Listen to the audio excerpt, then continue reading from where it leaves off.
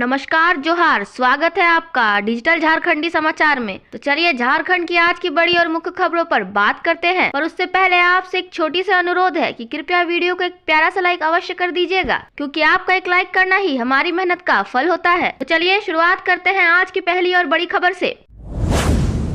JMM लड़ेगी बिहार विधानसभा का चुनाव। जनवरी में कांग्रेस राजद से होगी बात। 12 सीटों पर दावा, पार्टी को गठबंधन से है उम्मीद। झारखंड की सबसे बड़ी सत्तारूढ़ पार्टी जेएमएम 2025 में बिहार में होने वाले विधानसभा में किस्मत आजमाएगी। बिहार की 12 सीटों पर उम्मीदवार उतारे जाने को लेकर राजद कांग्रेस गठबंधन से दावेदारी करेगी। इसके लिए पार्टी बहुत जल्द कांग्रेस और राजद से बातचीत करेगी। बिहार में चुनाव लड़े जाने के पीछे पार्टी का तर्क है कि सीमावर्ती विधानसभा क्षेत्रों में न केवल जेएमएम का जनाधार है, पहले भी वहां से विधायक रहे हैं। पार्टी सूत्रों की माने तो जेएमएम जिन सीटों को लेकर अपनी दावेदारी करेगी उनमें तारापुर, कटोरिया, मनिहारी, झाझा, बांका, ठाकुरगंज, रुपोली, रामपुर, बनमखनी, जमालपुर, पीरपेंती और चकाई है। चुनाव लड़े जाने की बात को लेकर पार्टी महासचिव विनोद पांडे का कहना है कि राजद और कांग्रेस से जल्द ही बातचीत की जाएगी। उनका मानना है कि बिहार में हमारी पार्टी का जनाधार भी है, इस लिहाज से पार्टी दावा भी करेगी। विनोद पांडे के मुताबिक हम जल्द ही गठबंधन से भी बात करेंगे। उन्हें इस बात की उम्मीद भी है कि महागठबंधन के सहयोगी भी हमारी बातों पर ध्यान देंगे। चुनाव और सीटों को लेकर जनवरी में बात होने की संभावना है। वहीं उनकी पार्टी के कार्यकर्ता चुनाव लड़ने की तैयारी भी कर रहे हैं। बिहार विधानसभा में जेएमएम की दावेदारी के पीछे झारखंड विधानसभा चुनाव में सीटों के बंटवारे का भी आधार है। बिहार के पिछले चुनाव में जेएमएम ने राजद पर कई आरोप लगाते हुए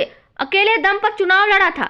यह दूसरी बात है कि कोई जीता नहीं। झारखंड में गठबंधन दल के साथ ही राष्ट्रीय जनता दल को 6 विधानसभा सीटें मिली। इस विधानसभा सीटों में देवघर, गोड्डा, कोडरमा, चतरा, विश्रामपुर व हुसैनाबाद सीट राजद की झोली में थे। ऐसे में जेएमएम को उम्मीद है कि बिहार में भी राजद कांग्रेस गठबंधन का पालन करेगी। राजद और झामुमो के बीच तालमेल कितना होगा यह तो समय तय करेगा, लेकिन दोनों दलों के अध्यक्ष के बीच पुराना तालमेल है। कभी झामुमो प्रमुख शिबू सोरेन की बदौलत लालू प्रसाद बिहार में सत्तारूढ़ हुए थे।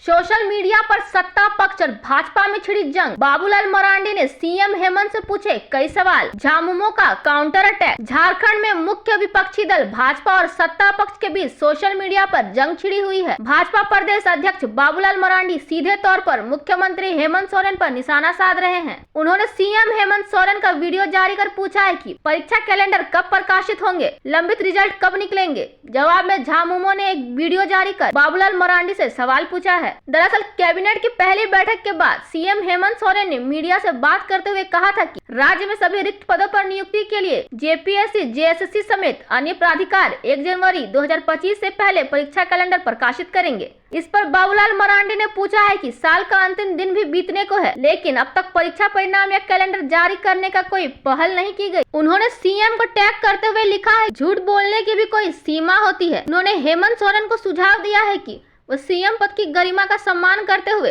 प्रतियोगी परीक्षाओं का पारदर्शी क्रियान्वयन शुरू करे। बाबूलाल मरांडी के इस पोस्ट पर तरह तरह के कमेंट आ रहे हैं। कोई कैलेंडर की तस्वीर तो कोई 31 दिसंबर लिखकर डेडलाइन की याद दिला रहा है। बाबूलाल मरांडी ने मुख्यमंत्री रोजगार सृजन योजना को भी फेल करार देते हुए सरकार को घेरने की कोशिश की है। उनका कहना है कि 2024-25 में गिरिडीह 416 लोगों ने रोजगार के लिए आवेदन किया, लेकिन किसी का ऋण स्वीकृत नहीं हुआ। मुख्यमंत्री हेमंत सोरेन को टैग कर बाबूलाल मरांडी ने कहा है कि कागजी घोषणाओं से जनता का पेट नहीं भरता, सरकार को रोजगार के अवसर सृजित करने पर ध्यान देना चाहिए। रामगढ़ और कोडरमा में एक भी बच्चे को छात्रवृत्ति नहीं मिलने पर नाराज हुए मंत्री, अफसरों को दे दी फाइनल वार्निंग। कल्याण मंत्री चमरा लिंडा ने रामगढ़ और कोडरमा जिले में प्री मैट्रिक छात्रवृत्ति वितरण में शून्य प्रगति पर नाराजगी प्रकट की है। मंगलवार को छात्रवृत्ति और साइकिल वितरण की समीक्षा में इन दोनों जिलों में बच्चों को छात्रवृत्ति के भुगतान नहीं होने का मामला सामने आया। इस पर मंत्री ने जिला कल्याण पदाधिकारियों को 3 दिनों में छात्रवृत्ति का भुगतान करने के सख्त निर्देश दिए। 3 दिनों में भुगतान नहीं होने पर जिम्मेदार पदाधिकारियों और कर्मियों के जनवरी माह से रोक लगाने के निर्देश दिए। मंत्री ने मोरहाबादी स्थित कल्याण कॉम्प्लेक्स में सभी जिलों के कल्याण पदाधिकारियों, आईटीडीए के परियोजना निदेशक तथा प्रमंडलीय उप निदेशकों के साथ वीडियो कॉन्फ्रेंसिंग के माध्यम से विद्यार्थियों के बीच साइकिल तथा छात्रवृत्ति वितरण के कार्य प्रगति की जिलावार समीक्षा की। इस दौरान उन्होंने रामगढ़ तथा कोडरमा सहित सभी जिलों को 3 दिनों में छात्रवृत्ति का भुगतान करने को कहा। उन्होंने छात्रवृत्ति वितरण में कोताही बरतने वालों के विरुद्ध कार्रवाई की चेतावनी भी दी। मंत्री ने सभी जिलों को 4 जनवरी तक प्री मैट्रिक से संबंधित सभी लंबित छात्रवृत्ति भुगतान के मामलों का निपटारा प्राथमिकता के साथ करने को कहा कल्याण विभाग के अंतर्गत काम करने वाले सभी पदाधिकारी और कर्मचारी ये समझे कि वे सामाजिक कार्य कर रहे हैं। सरकारी डॉक्टरों के भरोसे नहीं रहेंगे मरीज। झारखंड वासियों को नए साल में बड़ा गिफ्ट देने जा रही हेमंत सरकार। नव वर्ष 2025 में राज्य में ऐसी 2 बड़ी योजनाएं मूर्त रूप लेंगी, जिनके पूरी तरह लागू होने से रिम्स सहित अन्य सरकारी अस्पतालों पर निर्भरता कम होगी। इनमें एक राज्य कर्मियों के लिए स्वास्थ्य बीमा योजना है, जो जनवरी माह में ही लॉन्च होगी। इसके माध्यम से राज्य के विभिन्न विभागों, कार्यालयों एवं बोर्ड निगमों में कार्यरत लगभग 10 लाख राज्य कर्मियों और पेंशनरों की 5 से 10 लाख रुपए तक निःशुल्क इलाज सूचीबद्ध अस्पतालों में हो सकेगा। दूसरे मुख्यमंत्री अव्वा स्वास्थ्य योजना भी पूरी तरह क्रियान्वित होगी, जिसके तहत लाभुक परिवारों का 5 लाख के बजाय 15 लाख रुपए तक निःशुल्क इलाज होना है। इन दोनों महत्वाकांक्षी योजनाओं से राज्य की बड़ी आबादी कवर हो जाएगी, बशर्ते इनका अनुपालन सही तरीके से हो सके। राज्य सरकार ने ऐसी नीति भी लागू की है, जिसके तहत अब सरकारी अस्पताल चिकित्सक नहीं होने का बहाना नहीं बना सकते। सिविल सर्जनों को आर्थिक शक्तियाँ दी गयी है, जिससे वे निजी विशेषज्ञ चिकित्सकों को सेवा ले सकते हैं। इसके लिए प्रतिवर्ष की राशि भी निर्धारित की गयी है। झारखंड में चल रही बर्फीली हवाएं, अचानक 6 डिग्री गिरावट देखने को मिली। न्यू ईयर पर झारखंड का मौसम काफी बदल गया है। यहाँ लोगों ने बुधवार को कनकनी के बीच नए साल का जश्न मनाया। मौसम विभाग के अनुसार अगले 1 से 2 दिनों के दौरान हवा तेज होने का अनुमान है, जिससे रांची समेत राज्य भर में न्यूनतम तापमान में 2 से 5 डिग्री तक और गिरावट आ सकती है। इससे रात और सुबह में ठिठुरन तो बढ़ेगी ही, सुबह में कुहासे का प्रकोप भी बढ़ेगा।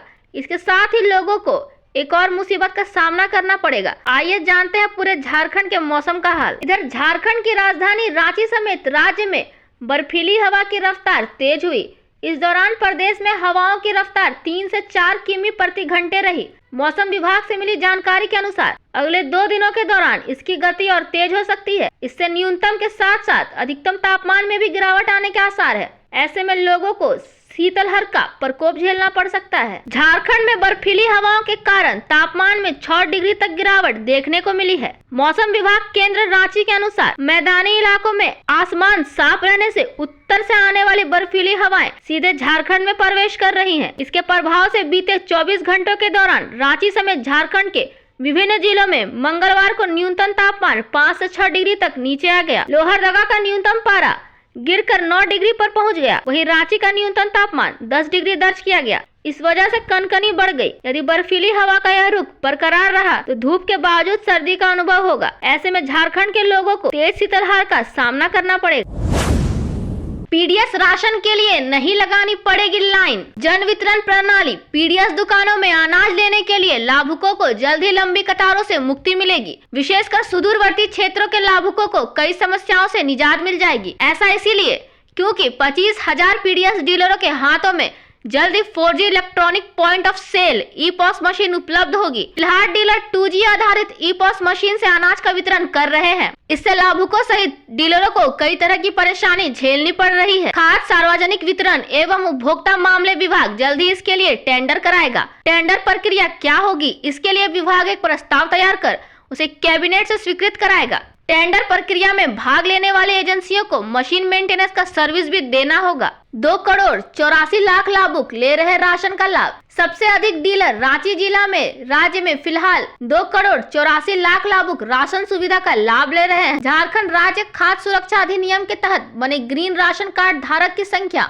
20,29,000 है। चंपई सरकार में 4G पोस्ट मशीन की मिल चुकी है स्वीकृति। बता दें कि पूर्ववर्ती चंपई सोरेन सरकार के कार्यालय में 23 फरवरी 2024 को हुई कैबिनेट बैठक में 4G पोस्ट मशीन लगाने का निर्णय लिया गया था। पीडीएस कंप्यूटरीकरण योजना अंतर्गत खाद्यान्न वितरण व्यवस्था में आधार आधारित बायोमेट्रिक प्रमाणीकरण के लिए उपयोग में लाए जाने वाले 2G नेटवर्क आधारित ई-पॉस मशीन की जगह 4G ई-पॉस मशीन लगाने की स्वीकृति दी गई थी। इसके लिए कैबिनेट में 63 करोड़ 72 लाख रुपए की स्वीकृति हुई। 4G आधारित ई-पॉस मशीन के मेंटेनेंस पर हर साल 28 करोड़ 67 लाख रुपए खर्च करने की भी स्वीकृति दी गई थी। सुदूरवर्ती क्षेत्रों सहित राज्य भर में ज्यादा से ज्यादा लाभुकों को राशन मिलना संभव हो पाएगा। एक माह में जितने लाभुकों को राशन वितरण का लक्ष्य होता है उस समय को आगे नहीं बढ़ाया जाएगा। राशन वितरण में धांधली की आ रही शिकायतों पर भी लगाम लगेगी।